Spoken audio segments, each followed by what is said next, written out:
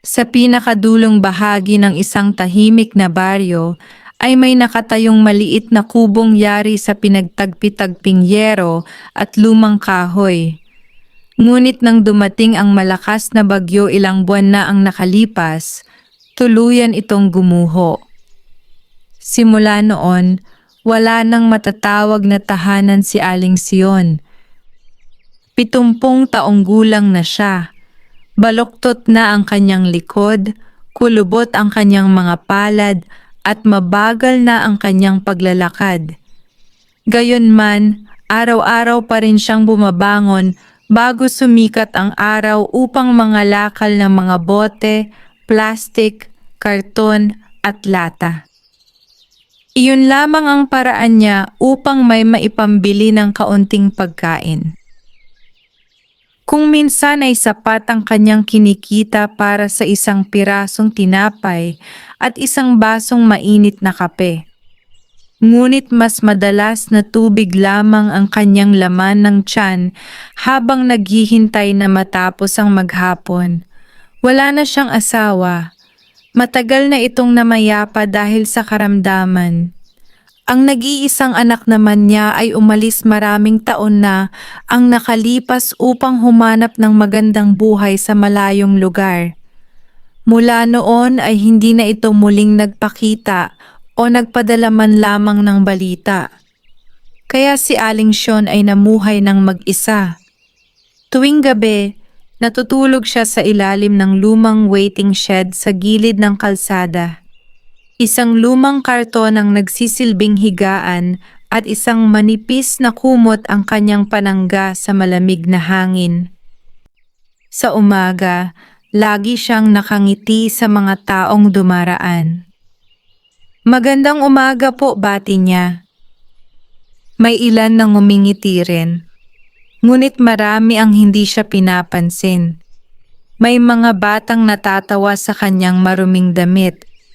May ilang kabataan na tinatawag siyang baliw. May ibang matatanda namang nagsasabing pabigat lamang siya sa lipunan. Hindi sumasagot si Aling Sion.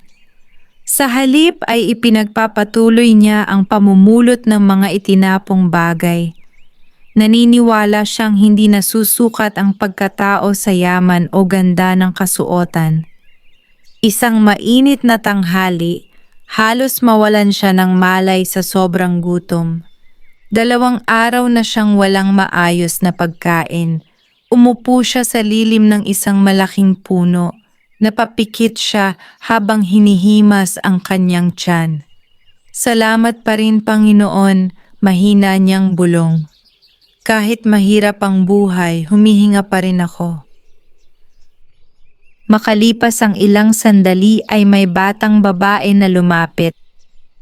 "Nay, eto po." Iniabot nito ang kalahati ng tinapay na baon. Napaluha si Aling Sion. "Hindi ba magagalit ang nanay mo?" "Hindi po," sabi niya, "kapag may nagugutom magbahagi raw." Tinanggap niya ang tinapay. "Pagpalain ka sana ng Diyos." Masayang tumakbo ang bata pauwi. Habang kumakain si Aling Sion, may napansin siyang matandang lalaking naghahalongkat din ng basura sa kabilang kalye. Lumapit siya. "Kaibigan, mukhang wala ka ring makain." Ngumiti ang matanda. "Oo." Ibinigay ni Aling Sion ang natitira niyang tinapay. "Hatiin natin." Nagulat ang lalaki. "Ikaw na nga ang gutom. Mas masarap kumain kapag may kasalo." Tahimik silang kumain. Pagkatapos noon ay umalis na rin ang matandang lalaki nang hindi man lamang sinabi ang kanyang pangalan. Lumipas ang mga araw. Patuloy pa rin ang paghihirap ni Aling Sion. Isang gabi, habang naghahanap siya ng mga bote malapit sa lumang kagubatan, napansin niyang kakaiba ang katahimikan ng paligid. Maliwanag ang buwan. Malamig ang simoy ng hangin. May tila kumikislap na maliit na liwanag sa pagitan ng mga damo. Inakala niyang alitaptap lamang iyon. Ngunit habang papalapit siya, lalo itong lumiliwanag. Huminto siya. May narinig siyang napakahinang tinig. "Tulungan mo ako." Napalingon siya sa iba't ibang direksyon. Wala namang tao. Muli niyang narinig ang tinig. "Nandito ako." Sinundan niya ang liwanag hanggang makarating sa paanan ng isang napakalaking punong balete. Doon niya nakita ang isang napakaliit na nilalang na nakasuot ng puting kasuotan. Napakaliwanag ng balat nito at tila kumikislap sa ilalim ng sinag ng buwan. Nakaupo ito habang hawak ang kanyang paa na tila nasugatan. Hindi makapaniwala si Aling Sion sa kanyang nakita. Nanlaki ang kanyang mga mata. Napaatras siya ng isang hakbang. Ngunit kasabay ng kanyang pagkamangha ay naramdaman niya ang awa. Unti-unti siyang lumapit sa mahiwagang nilalang. Hindi niya alam na ang gabing iyon ang magsisimula ng pinakadakilang pagbabago sa kanyang buhay. Nanatiling nakatayo si Aling Sion sa harap ng maliit na nilalang. Hindi pa rin siya makapaniwala sa kanyang nakikita. Ang nilalang ay hindi hihigit sa isang talampakan ng taas. Maputi ang kanyang kasuotan na tila hinabi mula sa sinag ng buwan. Mahaba ang kanyang puting balbas at ang kanyang balat ay kumikislap na parang maliliit na bituin. Ngunit higit sa lahat, kapansin-pansin ang kanyang mukha. Hindi ito nakakatakot. Sa halip ay puno ito ng kabutihan at kapayapaan. Napansin ni Aling Sion na nanginginig ang nilalang habang hawak ang kanyang kanang paa. "Diyos ko, nasugatan ka ba?" Mahinang tanong niya. Tumango ang maliit na nilalang. "Nahulog ako mula sa ugat ng punong ito, hindi ako makalakad." Hindi na nagatubili si Aling Sion. Lumuhod siya sa lupa at maingat na sinuri ang sugat. May maliit na piraso ng matulis na bato ang nakabaon sa paa ng nilalang. "Huwag kang gagalaw." Dahan-dahan niyang hinugot ang bato. Napangiwi ang maliit na nilalang, ngunit hindi ito sumigaw. Pumitas si Aling Sion ng malalapad na dahon sa paligid. Alam niya ang ilang halamang ginagamit na panggamot dahil iyon ang itinuro sa kanya ng kanyang ina noong bata pa siya. Dinikdik niya ang mga dahon gamit ang isang maliit na bato at inilagay ang katas sa sugat. Pagkatapos ay pinunit niya ang laylayan ng kanyang lumang palda upang gawing benda. "Wala akong maayos na gamot," sabi niya habang maingat na tinatali ang tela. "Pero sana ay makatulong ito." Ngumiti ang maliit na nilalang. "Napakabuti ng iyong puso," umiling si Aling Sion. "Normal lang na tumulong sa nangangailangan." Napansin ng nilalang ang nangingitim na mga kamay ng matanda dahil sa pamumulot ng basura. Pansin din nito ang kupas na damit, ang payat na katawan at ang pagod na mukha. "Ikaw mismo ay naghihirap. Bakit hindi mo inuna ang sarili mo?" Bahagyang ngumiti si Aling Sion. "Kung lahat tayo ay iisipin lang ang sarili natin, sino pa ang tutulong sa mga nangangailangan?" Saglit na natahimik ang nilalang, para bang may malalim itong iniisip. Maya-maya ay nagsalita itong muli. "Ano ang pangalan mo?" "Sion." "Ako naman ay tinatawag nilang Ambo." Hindi na nagtanong pa si Aling Sion kung sino ito. Hindi mahalaga sa kanya kung tao man o kakaibang nilalang ang kanyang kaharap. Ang mahalaga ay may nangangailangan ng tulong. Napansin niyang tila nanghihina ang maliit na nilalang. Hindi ka pa yata kumakain. Ngumiti siya habang inilabas ang isang maliit na supot mula sa kanyang sako. Naroon ang natitira niyang isang pirasong pandesal na inilaan sana niya para sa kanyang almusal kinabukasan. Tinitigan niya ito ng ilang sandali. Alam niyang kapag ibinigay niya iyon, wala na siyang makakain hanggang sa muli siyang makapangalakal.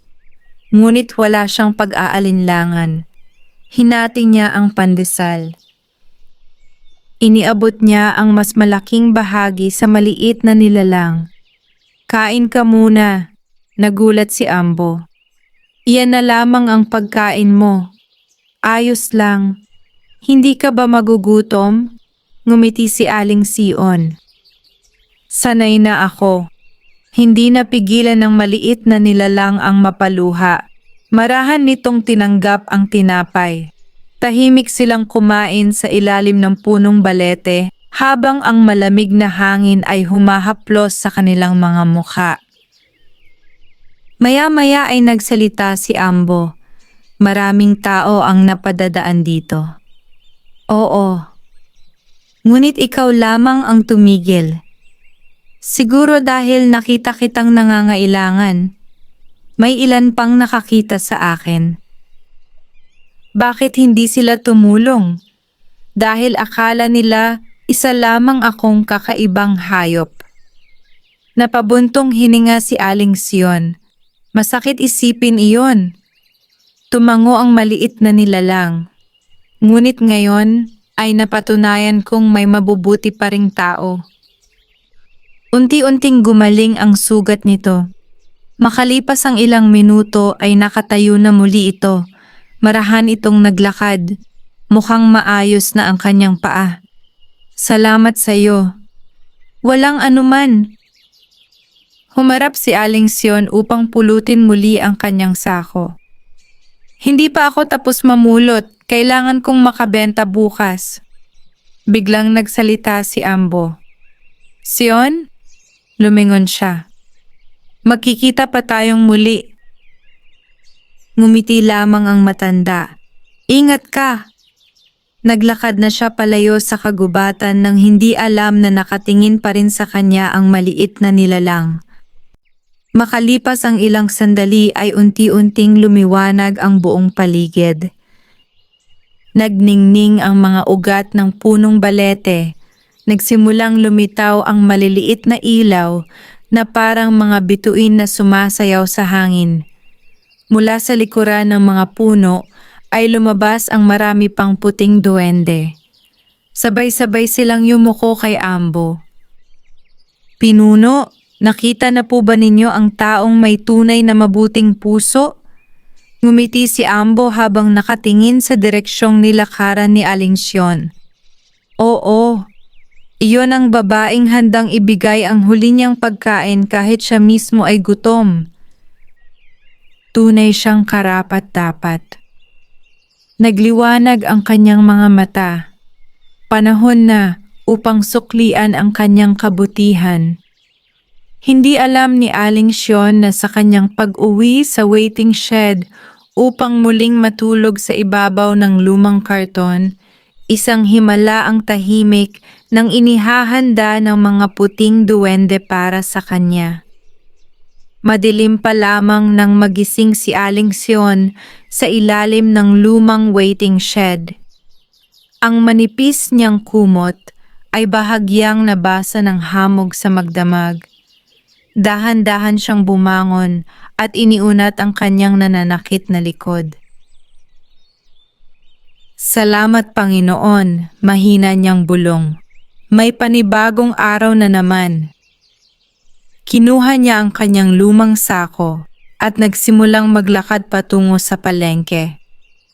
Doon siya madalas makapulot ng mga bote, karton at lata na maaari niyang ipagbili. Habang naglalakad, Napansin niyang tila mas presko ang hangin kaysa karaniwan. Maraming ibon ang masayang umaawit at tila kakaibang payapa ang buong paligid. Hindi niya alam na mula sa malalayong puno ay tahimik siyang binabantayan ng mga puting duwende. Si Ambo ay nakangiting nakatingin sa kanya. Hindi pa panahon upang malaman niya ang lahat, sabi nito sa kanyang mga kasamahan. Tumango ang ibang duwende, ngunit maaari na nating simulan ang ating gantimpala. Pagdating ni Aling Sion sa likod ng palengke, nagsimula siyang mamulot ng mga itinapong gamit. Bigla siyang may napansing kakaiba. Sa ilalim ng isang malaking karton ay may nakasilid na sako ng mga bote na halos hindi pa nababasag. Napakarami nito, bulong niya. Masaya niya itong inilagay sa kanyang sako. Hindi pa man siya nakakalayo ay may nakita na naman siyang mga lata na magkakatabing nakasalansan na para bang may sadyang naglagay roon. Makalipas ang ilang minuto ay nakakita pa siya ng maraming malilinis na plastik at lumang dyaryo. Bago pa sumapit ang tanghali, puno na ang kanyang malaking sako. Hindi pa iyon kailanman nangyari sa kanya. Nang dalhin niya ang lahat sa junk shop, halos hindi makapaniwala ang may-ari. Aling Sion, ang dami mong dala ngayon. Napangiti ang matanda. Sinwerte lang siguro ako. Tinimbang ng may-ari ang lahat. Pagkatapos ay iniabot ang bayad. Nanlaki ang mga mata ni Aling Sion. Mas malaki ang kinita niya kaysa sa karaniwang kinikita niya sa loob ng halos isang linggo. Mahigpit niyang hinawakan ang perang nasa kanyang palad. Sa unang pagkakataon matapos ang napakaraming buwan, nakabili siya ng mainit na kanin, gulay, isda at kahit kaunting prutas. Habang kakain na sana siya sa isang karinderya, napansin niya ang isang batang lalaki sa labas. Payat na payat ito at tahimik lamang na nakatingin sa pagkain. Lumapit si Aling Sion. Iho, kumain ka na ba? Umiling ang bata. Wala pa po. Hindi nagdalawang isip si Aling Sion. Halika. Umorder siya ng isa pang pagkain. Magkatabi silang kumain. Masayang-masayang kumain ang bata. Maraming salamat po. Huwag mo akong pasalamatan. Kapag lumaki ka, ikaw naman ang tumulong sa iba. Tumango ang bata. Habang naglalakad pa uwi si Aling Sion, napansin niyang tila may maliliit na puting liwanag na sumusunod sa kanya. Huminto siya. Paglingon niya ay wala na ang mga iyon. Ngumiti na lamang siya. Baka pagod lang ang mga mata ko. Pagsapit ng gabi, muli siyang bumalik sa kagubatan. Hindi niya alam kung bakit, ngunit tila may kung anong humihila sa kanya upang muling puntahan ang punong balete. Pagdating niya roon, nakita niyang naghihintay si Ambo. Magandang gabi, Sion. Napangiti ang matanda. Masaya akong ligtas ka na at masaya akong muli kang makita. Umupo silang dalawa sa ilalim ng puno. Nagkwentuhan sila tungkol sa buhay. Isinalaysay ni Aling Sion ang kanyang kabataan, ang kanyang asawa, ang kanyang anak, at ang mga pagsubok na kanyang pinagdaanan. Tahimik lamang na nakinig si Ambo. Wala ka bang galit sa mga taong nagpabaya sa iyo? Tanong nito. Umiling si Aling Sion. Kung magtatanim ako ng galit, ako rin ang mahihirapan. Mas mabuti nang magpatawad. Napangiti si Ambo.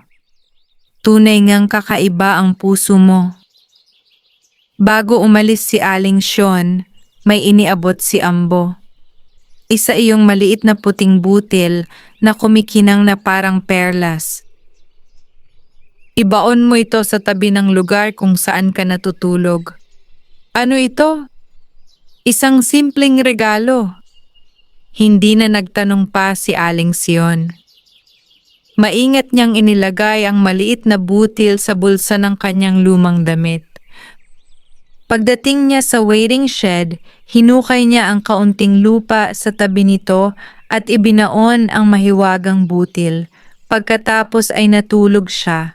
Ngunit pagsikat ng unang sinag ng araw kinabukasan, isang himalang hindi pa niya kailanman nasaksihan ang naghihintay sa kanya. Mula sa lupang pinagbaunan niya ng mahiwagang butil ay may tumubong isang maliit na punong kumikislap sa kulay ginto. At sa bawat dahon nito ay may mga patak na tila purong ginto ang kislap sa ilalim ng araw. Hindi pa alam ni Aling Sion na iyon pa lamang ang simula ng mga biyayang inihahanda ng puting duwende para sa kanyang kabutihan. Napatigil si Aling Sion sa kanyang paghinga nang makita ang maliit na punong tumubo sa tabi ng waiting shed. Hindi ito pangkaraniwang halaman. Ang mga dahon nito ay kulay luntian, ngunit may maningning na gintong kislap sa bawat gilid. Sa tuwing hahaplos ang hangin, tila kumikintab ang buong puno na parang nababalutan ng liwanag. Lumapit siya ng dahan-dahan. Himala ba ito? Mahina niyang bulong. Marahan niyang hinawakan ng isang dahon. Mainit ito, ngunit hindi nakapapaso. May kakaibang pakiramdam ng kapayapaan ang dumaloy sa kanyang buong katawan. Biglang may nalaglag na isang bunga mula sa puno. Hindi ito prutas. Isa itong maliit na supot na yari sa gintong hibla. Nang buksan niya ito, nakita niyang puno iyon ng mga lumang barya at salaping papel. Napaatras siya sa gulat. Hindi maaari. Inilibot niya ang kanyang paningin upang tiyaking walang may-ari ng supot. Ngunit wala siyang nakita ni isang tao. Naalala niya ang sinabi ni Ambo. Isang simpleng regalo. Napayuko si Aling Sion. Maraming salamat. Sa halip na gastusin agad ang ipagbili. Habang naglalakad, napansin niyang tila mas presko ang hangin kaysa karaniwan. Maraming ibon ang masayang umaawit at tila kakaibang payapa ang buong paligid. Hindi niya alam na mula sa malalayong puno ay tahimik siyang binabantayan ng mga puting duwende. Si Ambo ay nakangiting nakatingin sa kanya. Hindi pa panahon upang malaman niya ang lahat, sabi nito sa kanyang mga kasamahan. Tumango ang ibang duwende. Ngunit maaari na nating simulan ang ating gantimpala. Pagdating ni Aling Sion sa likod ng palengke, nagsimula siyang mamulot ng mga itinapong gamit. Bigla siyang may napansing kakaiba. Sa ilalim ng isang malaking karton ay may nakasilid na sako ng mga bote na halos hindi pa nababasag. Napakarami nito, bulong niya. Masaya niya itong inilagay sa kanyang sako. Hindi pa man siya nakakalayo ay may nakita na naman siyang mga lata na magkakatabing nakasalansan na para bang may sadyang naglagay roon. Makalipas ang ilang minuto ay nakakita pa siya ng maraming malilinis na plastik at lumang dyaryo. Bago pa sumapit ang tanghali, puno na ang kanyang malaking sako. Hindi pa iyon kailanman nangyari sa kanya. Nang dalhin niya ang lahat sa junk shop, halos hindi makapaniwala ang may-ari. Aling Siyon, ang dami mong dala ngayon. Napangiti ang matanda. Sinwerte lang siguro ako. Tinimbang ng may-ari ang lahat. Pagkatapos ay iniabot ang bayad. Nanlaki ang mga mata ni Aling Siyon. Mas malaki ang kinita niya kaysa sa karaniwang kinikita niya sa loob ng halos isang linggo. Mahigpit niyang hinawakan ang perang nasa kanyang palad.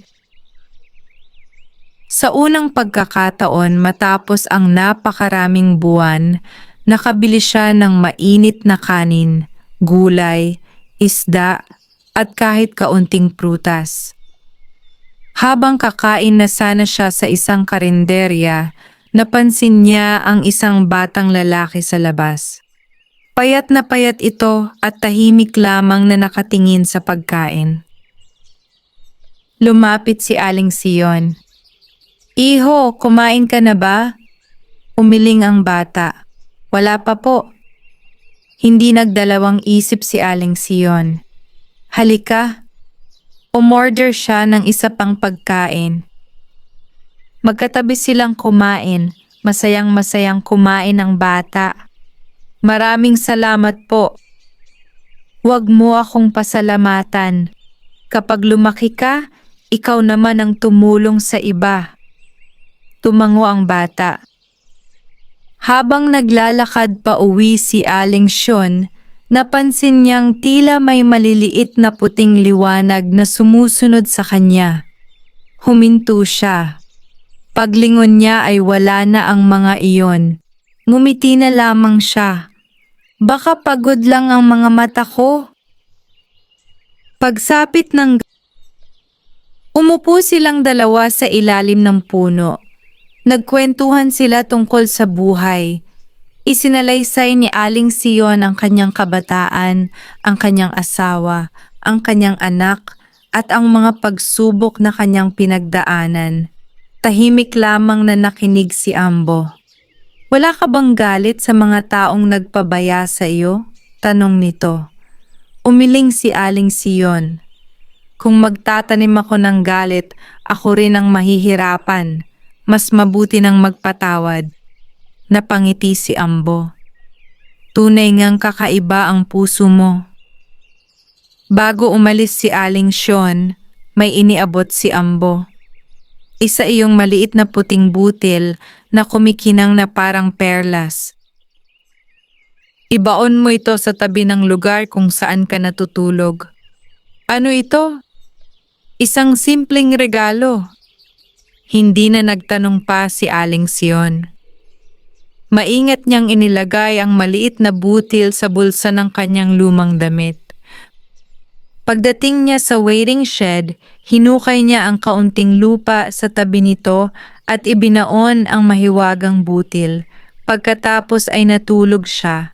Ngunit pagsikat ng unang sinag ng araw kinabukasan, isang himalang hindi pa niya kailanman nasaksihan ang naghihintay sa kanya. Mula sa lupang pinagbaunan niya ng mahiwagang butil ay may tumubong isang maliit na punong kumikislap sa kulay ginto. At sa bawat dahon nito ay may mga patak na tila purong ginto ang kislap sa ilalim ng araw. Hindi pa alam ni Aling Siyon na iyon pa lamang ang simula ng mga biyayang inihahanda ng puting duwende para sa kanyang kabutihan. Napatigil si Aling Siyon sa kanyang paghinga nang makita ang maliit na punong tumubo sa tabi ng waiting shed. Hindi ito pangkaraniwang halaman. Ang mga dahon nito ay kulay luntian, ngunit may maningning na gintong kislap sa bawat gilid. Sa tuwing hahaplos ang hangin, tila kumikintab ang buong puno na parang nababalutan ng liwanag. Lumapit siya ng dahan-dahan. "Himala ba ito?" Mahina niyang bulong.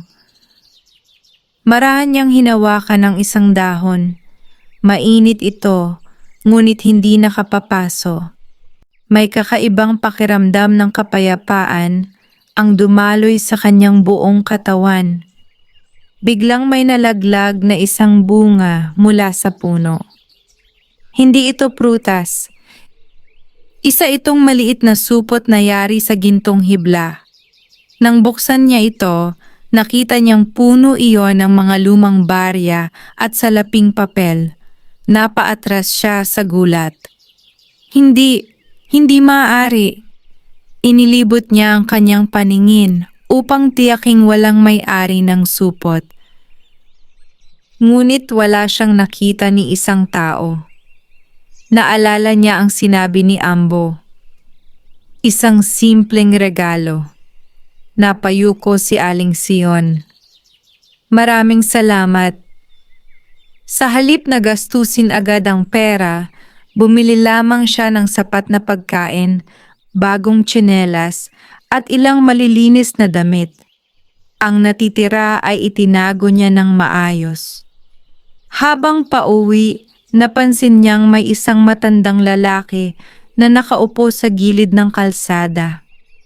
Namumutla ito at nanginginig sa gutom. Lumapit si Aling Sion. Kaibigan, kumain ka na ba? Umiling ang matanda. Agad siyang bumili ng mainit na lugaw at tinapay. Habang kumakain ang matanda, napuno ng luha ang mga mata nito. Napakabuti mo. Ngumiti lamang si Aling Sion. May tumulong din sa akin, kaya gusto ko ring tumulong. Mabilis na kumalat sa baryo ang balita na tila gumaan ang buhay ng matandang basurera. May ilang natuwa para sa kanya, ngunit may ilan ding nagtaka. Saan kaya siya nakakuha ng pera? Baka may nakitang kayamanan, baka nanalo sa sugal. Hindi pinansin ni Aling Sion ang mga usap-usapan. Patuloy pa rin siyang namumulot ng basura araw-araw. Hindi dahil may pera na ako ay titigil na akong magtrabaho, sabi niya sa sarili. Ang marangal na hanap buhay ay hindi dapat ikahiya. Nang gabing iyon, muli siyang nagtungo sa punong balete. Naroon na naman si Ambo. Nakita mo na ang regalo namin. Tumango si Aling Sion. Ikaw ba ang may gawa noon? Ngumiti ang puting duwende. Ang gantimpala ay hindi para sa lahat. Ibinibigay lamang ito sa mga pusong marunong magbigay kahit wala nang natitira. Napayuko si Aling Sion. Hindi ko alam kung karapat-dapat ako. Dahil iyan ang iniisip mo, lalo kang karapat-dapat. Biglang lumitaw ang ilan pang puting duwende mula sa likod ng punong balete. Lahat sila ay nakangiti. Isa sa kanila ang nagsalita, "Sinubok ka namin sa maraming pagkakataon. Ikaw ang nagbahagi ng huli mong tinapay. Ikaw ang tumulong sa sugatan. Ikaw ang hindi nawala ng pananampalataya kahit wala ka ng tahanan." Napuno ng luha ang mga mata ni Aling Sion. Hindi ko ginawa ang mga iyon para may kapalit. Iyon mismo ang dahilan kung bakit ka pinagpala. Bago siya umuwi, iniabot ni Ambo ang isang maliit na supot. Huwag mo itong bubuksan hanggat hindi dumarating ang araw na may taong higit na nangangailangan kaysa sa iyo. Mahigpit iyong hinawakan ni Aling Sion. Pangako. Habang naglalakad siya pauwi, napansin niyang tila mas maliwanag ang buwan kaysa dati. Hindi niya alam na may isang lalaking sakim sa baryo ang lihim na nakasunod sa kanya. Nakita nito ang kumikislap na puno at ang misteryosong supot na hawak ng matanda. Sa kanyang mga mata ay unti-unting namuo ang kasakiman. At doon nagsimula ang panganib na susubok sa kabutihan at katatagan ni Aling Sion. Mula sa likod ng makapal na mga puno ay tahimik na nakamasid ang lalaking nagngangalang Roman. Kilala siya sa baryo bilang isang tusong mangangalakal. Marami na ang naloko niya sa pamamagitan ng kasinungalingan at panlalamang. Nang gabing iyon, malinaw niyang nakita si Aling Sion na lumabas mula sa kagubatan na may hawak na maliit na supot. Hindi niya narinig ang usapan ng matanda at ng mga puting duwende, ngunit sapat na ang kanyang nakita upang magising ang kanyang kasakiman. May lihim ang matandang iyon, bulong niya sa sarili. Hindi maaring yumaman ng isang basurera nang walang dahilan. Mula noon ay araw-araw niyang sinusundan si Aling Sion. Napansin niyang kahit may kaunti ng pera ang matanda, hindi ito nagbago. Namumulot pa rin ito ng basura. Tumutulong pa rin sa mga nangangailangan. Namimigay pa rin ng pagkain sa mga nagugutom. Lalong nagtaka si Roman. Kung ako ang may ganyang kayamanan, matagal na akong tumigil sa pagtatrabaho. Isang umaga, nakita niyang may isang batang babae na umiiyak sa labas ng botika. Lumapit si Aling Sion. "Ano ang nangyari, anak?" "Wala po kaming pambili ng gamot ni Lola." Hindi nagdalawang isip ang matanda. Inilabas niya ang ilan sa kanyang naipong pera at ibinigay iyon sa bata. "Bumili ka na ng gamot." Napaluha ang bata. "Maraming salamat po." Tahimik na pinagmamasdan ni Roman ang lahat. Sa halip na humanga, lalo lamang siyang nainggit. Bakit siya ang pinagpapala? Ako ang mas nararapat sa kayamanang iyon. Nang sumapit ang gabi, palihim niyang sinundan si Aling Sion hanggang sa punong balete. Ngunit pagdating niya roon, wala siyang nakitang kahit isang puting duwende. Tahimik ang buong kagubatan. Bigla niyang narinig ang mahinang halakhak. Lumingon siya sa iba't ibang direksyon. "Walang magtatago sa akin," sigaw niya. Ngunit tanging ihip lamang ng hangin ang sumagot. Hindi niya alam na nakatingin sa kanya ang mga puting duwende mula sa itaas ng mga puno. "Hindi pa siya maaaring magpakita sa atin," sabi ni Ambo. Ang puso niya ay puno ng kasakiman. Kinabukasan, nagpasya si Roman na magnakaw. Madaling araw pa lamang ay nagtungo na siya sa waiting shed kung saan natutulog si Aling Sion. Tahimik niyang hinanap ang maliit na supot, ngunit wala siyang makita. Sa halip, napansin niya ang maliit na punong kumikislap sa tabi ng waiting shed. Siguro dito nanggagaling ang kayamanan. Lumapit siya at pilit na pinitas ang isa sa mga dahon. Ngunit sa sandaling nahawakan niya ito, nawala ang gintong kislap ng dahon at naging ordinaryong tuyong dahon lamang. Nagulat siya. Muli siyang pumitas. Ganoon din ang nangyari. Lahat ng dahong kanyang pinitas ay nawalan ng ningning at naging walang halaga. Bigla niyang narinig ang isang tinig mula sa likuran.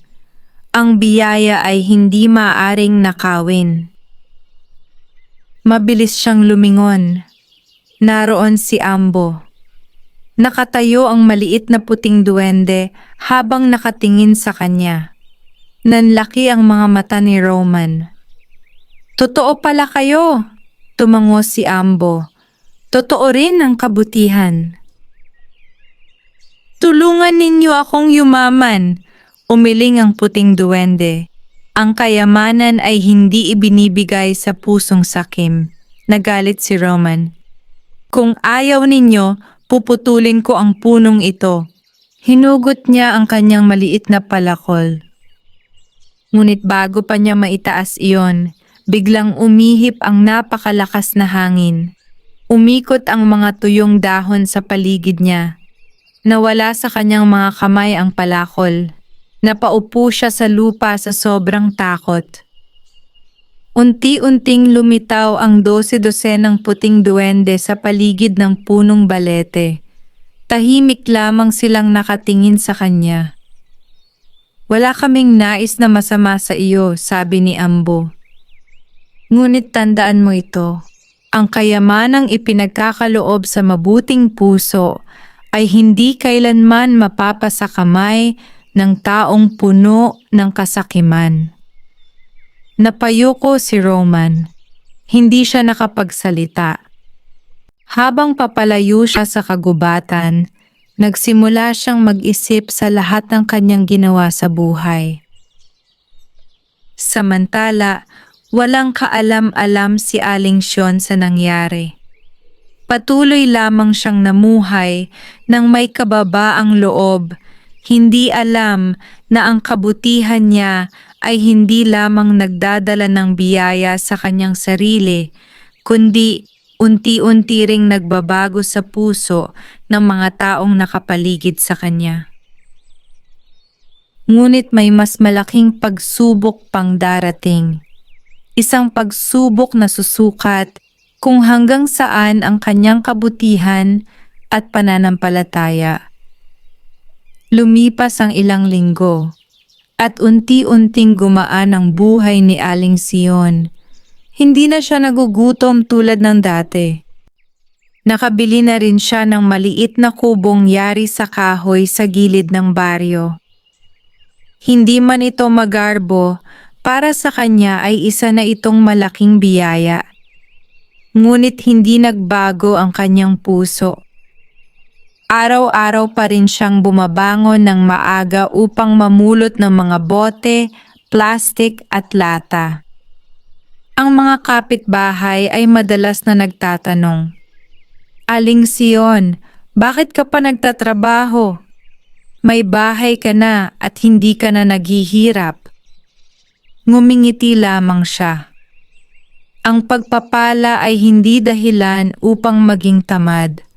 Habang kaya kong magtrabaho, magtatrabaho ako. Lalo siyang iginalang ng mga tao. Isang hapon, habang pauwi siya mula sa palengke, nakita niyang nagkakagulo ang mga tao. May isang maliit na bahay na nilalamon ng apoy.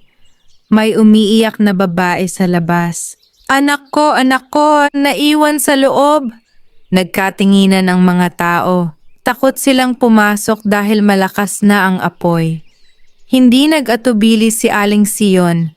Kahit matanda na siya, mabilis siyang tumakbo papunta sa nasusunog na bahay. Binalot niya ng basang kumot ang kanyang katawan at pumasok sa loob. Makapal ang usok, halos wala na siyang makita. Narinig niya ang mahinang iyak ng isang bata. Sinundan niya ang tunog hanggang sa makita ang isang 5 taong gulang na batang babae na nakasilong sa ilalim ng mesa. "Halika, anak!" Mahigpit niyang niyakap ang bata at mabilis na lumabas ng bahay. Paglabas nila, gumuho ang malaking bahagi ng bubong. Napaiyak ang ina ng bata habang niyayakap ang kanyang anak. "Maraming salamat po. Iniligtas ninyo ang anak ko." Palakpakan ng mga taong nakasaksi. Ngunit napansin nilang bahagyang napaso ang mga kamay ni Aling Sion. Hindi niya iyon pinansin. Ang mahalaga ay ligtas ang bata. Nang gabing iyon, nagtungo siyang muli sa punong balete. Naroon si Ambo at ang iba pang puting duwende. Hindi sila nakangiti tulad ng dati. Sa halip ay seryoso ang kanilang mga mukha. "May darating na mabigat na pagsubok," sabi ni Ambo. "Ano po iyon?" "May matinding tagtuyot na paparating sa baryo. Maraming pamilya ang magugutom." Napabuntong hininga si Aling Sion. "Ano ang maaari kong gawin?" Iniabot ni Ambo ang maliit na supot na matagal nang ipinagkatiwala sa kanya. Panahon na upang buksan mo ito. Dahan-dahan niya itong binuksan. Sa loob ay may 3 gintong butil at isang maliit na papel. Binasa niya ang nakasulat. Ang tunay na kayamanan ay lalong dumarami kapag ibinabahagi sa kapwa. Napatingin siya kay Ambo. Ito lang po ba? Tumango ang puting duwende. Ang hiwaga ay wala sa mga butil. Nasa puso ng taong gagamit nito. Kinabukasan, nagsimula ang matinding tag-init. Natuyo ang mga bukirin. Nanghina ang mga pananim. Maraming pamilya ang nawalan ng pagkain. Hindi nagdalawang isip si Aling Sion. Ginamit niya ang halos lahat ng kanyang naipong pera upang bumili ng sako-sakong bigas, delata at gamot. Kasama ang ilang mabubuting kapitbahay na mahagi siya ng pagkain sa mga nangangailangan. May mga nagtaka. Aling Sion, paano naman kayo? Mauubos ang ipon ninyo. Ngumiti siya. Mas mabuti nang maubos ang pera kaysa may batang matulog na gutom. Sa bawat pamilyang kanyang natutulungan, tila lalo namang dumarami ang kanyang biyaya sa paraang hindi niya maipaliwanag. Ngunit mula sa malayo ay tahimik na pinagmamasdan ni Roman ang lahat. Sa unang pagkakataon, nakaramdam siya ng hiya sa sarili. Nakita niyang ang kayamanang matagal niyang hinangad ay hindi pala nasusukat sa dami ng salapi, kundi sa dami ng buhay na natutulungan. At sa kanyang puso ay nagsimulang sumibol ang pagnanais na magbago. Lumipas ang ilang araw, ngunit hindi pa rin humuhupa ang matinding tagtuyot. Natuyo ang mga palayan, kumonti ang ani ng mga magsasaka, at maraming pamilya ang nahirapang makahanap ng pagkain. Sa kabila nito, hindi nawalan ng pag-asa si Aling Sion. Araw-araw siyang nagluluto ng malaking kaldero ng lugaw sa harap ng kanyang maliit na kubo. Ang sinumang nagugutom ay malayang makakakain. Mula umaga hanggang hapon ay may mga matatanda, bata at manggagawang pumipila. Walang uuwi rito na walang laman ng tiyan, masaya niyang sinasabi. Unti-unting naantig ang puso ng mga taga-baryo. May isang mangingisda na nagbigay ng ilang huling isda. May magsasakang nagbahagi ng natitira niyang gulay. May panadero namang nagdala ng maiinit na tinapay. Hindi nagtagal, marami na ang kusang tumutulong kay Aling Sion. Samantala, si Roman ay tahimik lamang na nagmamasid. Naalala niya ang lahat ng panloloko at kasakimang ginawa niya noon. Hindi siya mapalagay. Isang gabi, nagpunta siya sa kubo ni Aling Sion. Mahina siyang kumatok. Aling Sion, pagbukas ng pinto, ngumiti agad ang matanda. Roman, halika. Kumain ka muna. Napayuko si Roman. Hindi po ako naparito para kumain. Kundi, humihingi po ako ng tawad. Nanahimik si Aling Sion. Marami akong ginawang mali. Sinubukan kong nakawi ng biyayang ibinigay sa inyo. Naging sakim ako. Ngumiti ang matanda. Kung taos puso ang pagsisisi mo, may pagkakataon ka pang magbago. Napaluha si Roman. Sa tingin ninyo, mapapatawad pa kaya ako? Ang tunay na kapatawaran ay nagsisimula kapag tinanggap mong mali ang iyong ginawa at handa kang ituwid ito. Mula ng gabing iyon, nagbago si Roman. Ibinalik niya ang lahat ng perang nakuha niya sa panlalamang. Humingi siya ng tawad sa mga taong kanyang naloko. Ang iba ay nagalit, ang iba ay hindi agad naniwala, ngunit hindi siya sumuko, patuloy siyang gumawa ng mabuti. Nang malaman ito ng mga puting duwende, muling nagtipon sila sa ilalim ng punong balete. Ngumiti si Ambo. Ang kabutihan ni Aling Sion ay hindi lamang nagpayaman sa kanyang buhay. Nagpayaman din ito sa puso ng ibang tao. Kinagabihan, muling dumalaw si Aling Sion sa kagubatan. Mas maliwanag kaysa dati ang punong balete. Napakaraming puting duwende ang nakapaligid dito. Lumapit si Ambo. Sion, nalampasan mo ang isa pang pagsubok. Ano po ang ibig ninyong sabihin? Hindi mo ginamit ang biyaya para sa sarili lamang. Ginamit mo ito upang buhayin ang pag-asa ng buong baryo. Napangiti ang matanda. Mas masaya pala ang magbigay kaysa mag-ipon. Tumango si Ambo. At dahil dyan, panahon na upang matupad ang isa pang pangarap mo. Nagtaka si Aling Sion. Wala na akong hinihiling. Ngunit ngumiti lamang ang puting duwende. May isang hiling sa puso mo na matagal mo nang itinago. Biglang kumislap ang isang puting liwanag sa gitna ng kagubatan. Unti-unti itong naging hugis ng isang taong papalapit.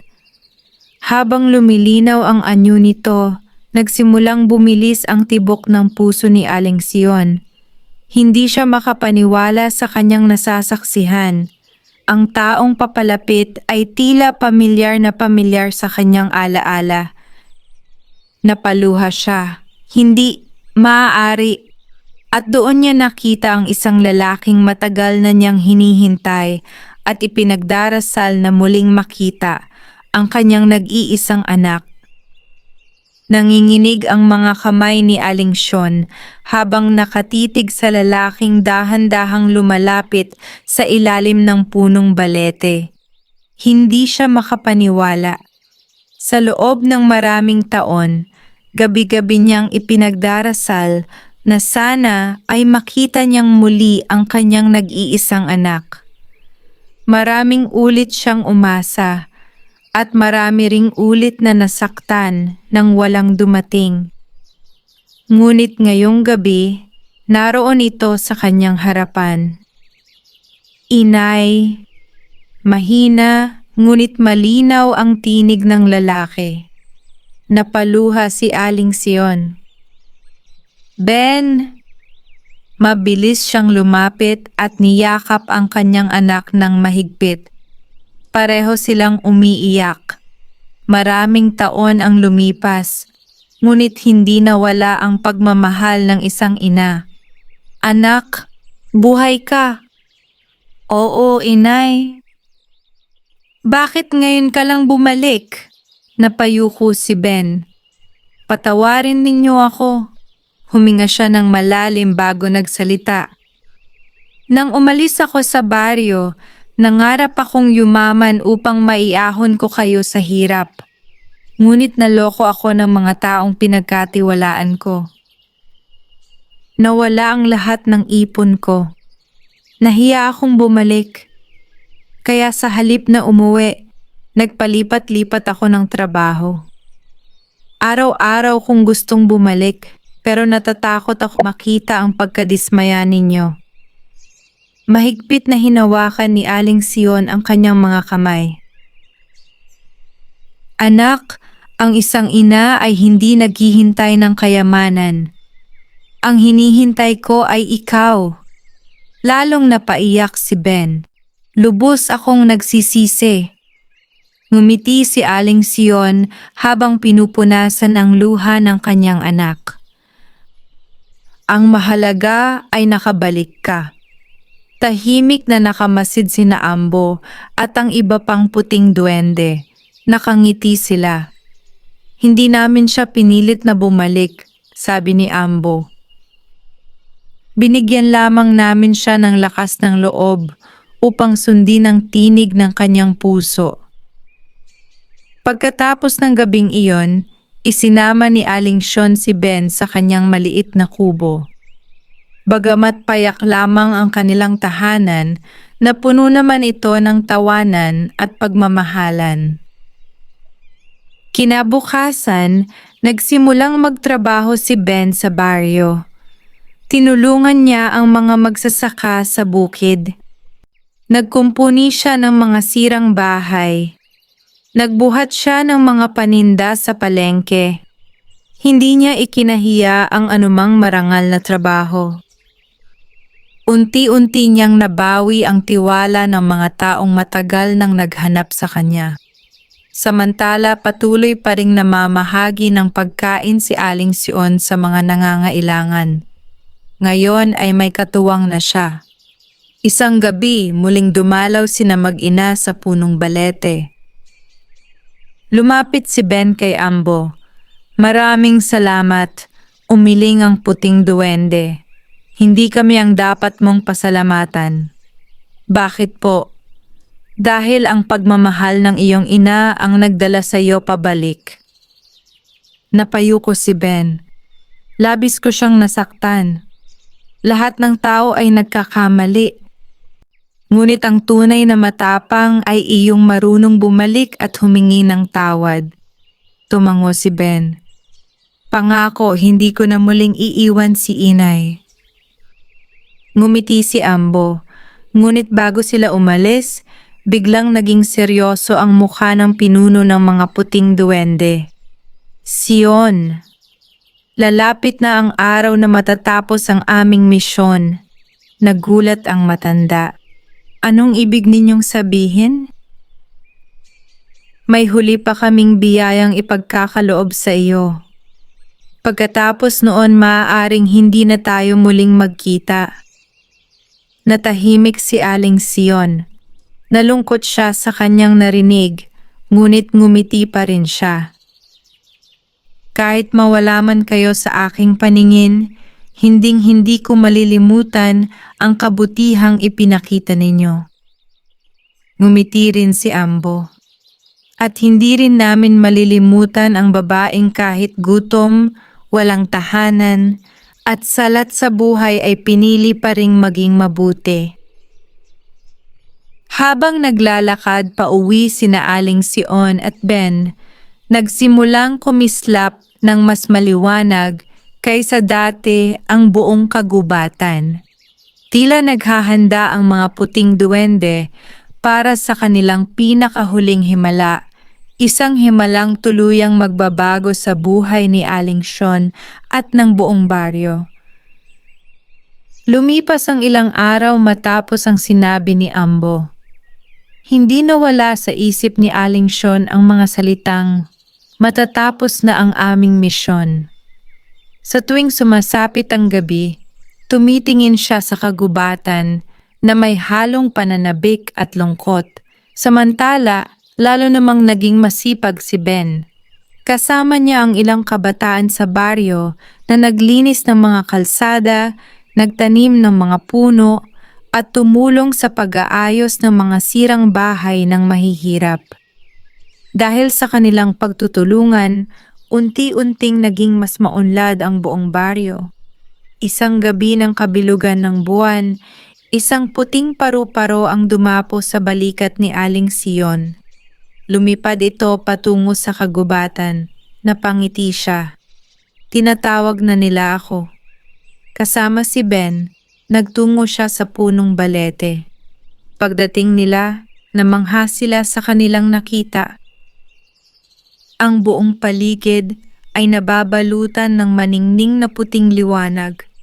Libo-libong maliliit na alitap-tap ang umiikot sa himpapawid.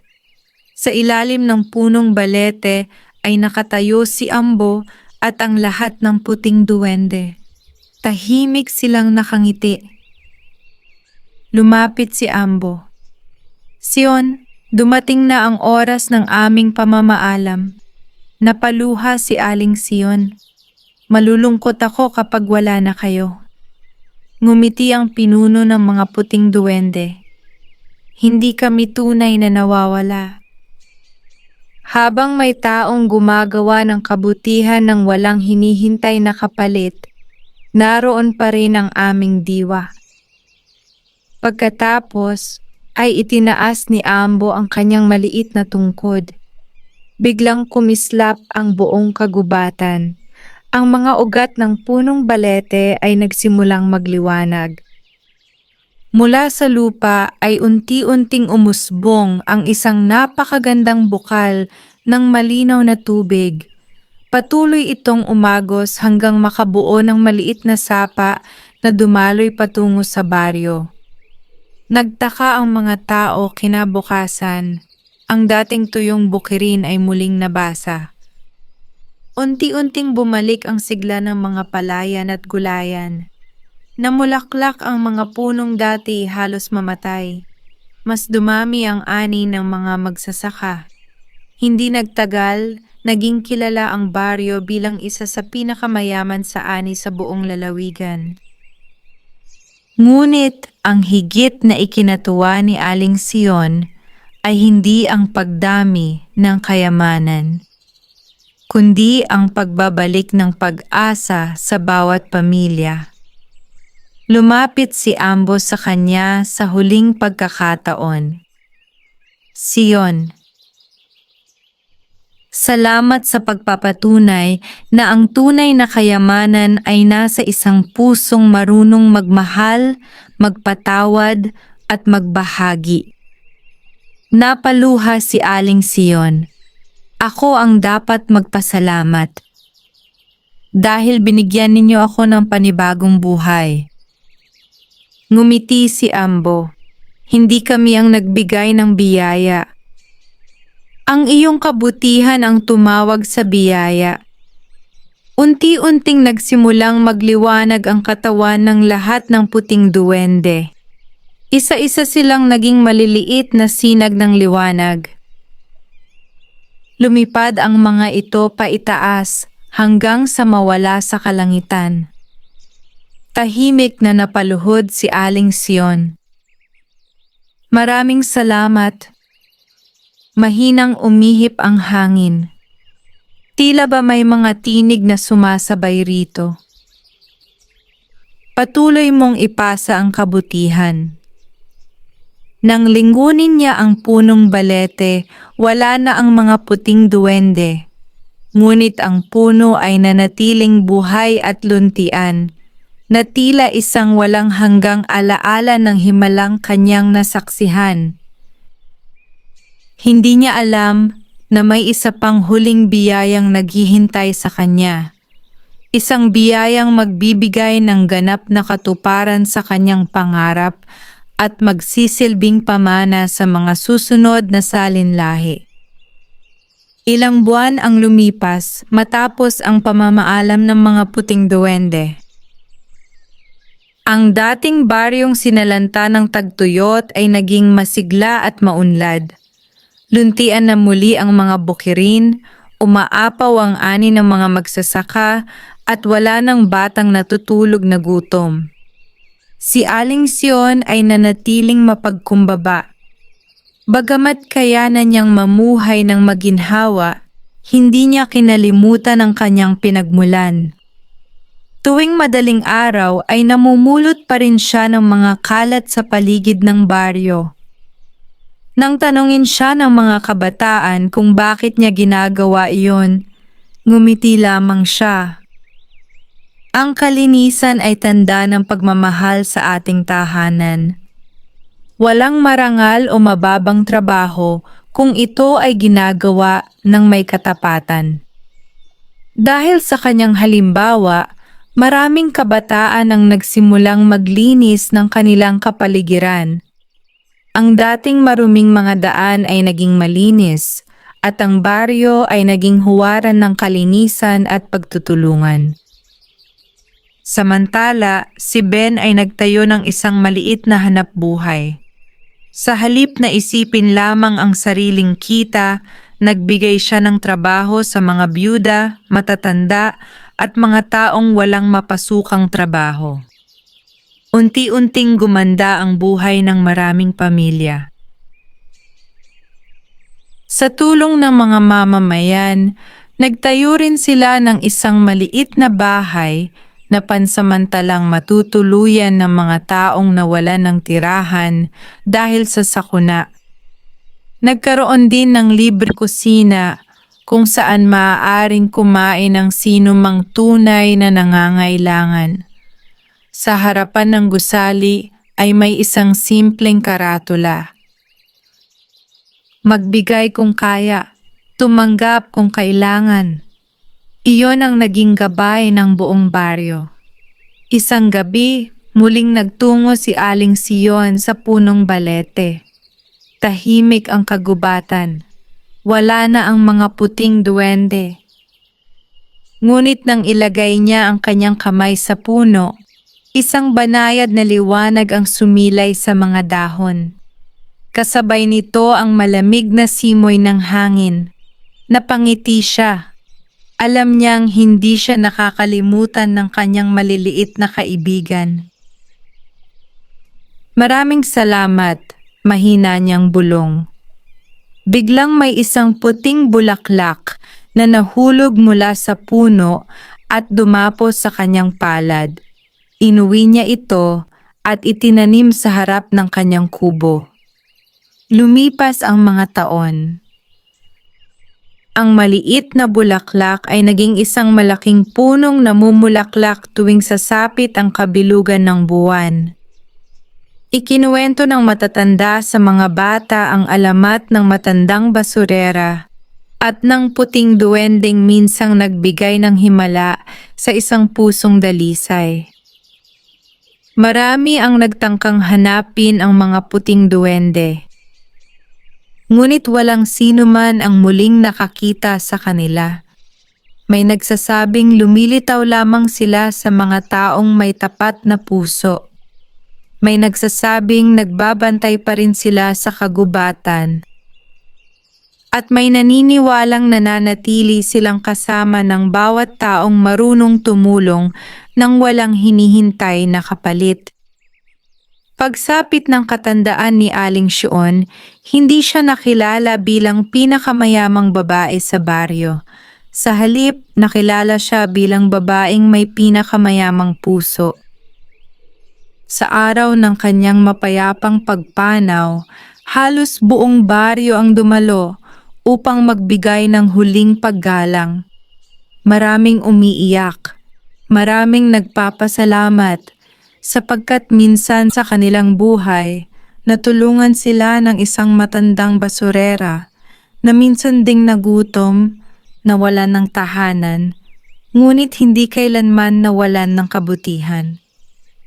Nang gabing iyon, sinabi ng ilang matatanda na may nakita silang maliliit na puting liwanag na umiikot sa punong balete bago tuluyang naglaho sa kalangitan. Ngunit kung totoo man iyon o hindi, walang makapagsasabi. Ang tanging katiyakan ay nanatiling buhay ang aral na iniwan ni Aling Sion, na ang tunay na kayamanan ay hindi nasusukat sa dami ng salapi, ginto o ari-arian. Ito ay nasusukat sa kabutihang naibabahagi, sa pagmamahal na naipapadama at sa mga pusong nabibigyan ng pag-asa. Wakas.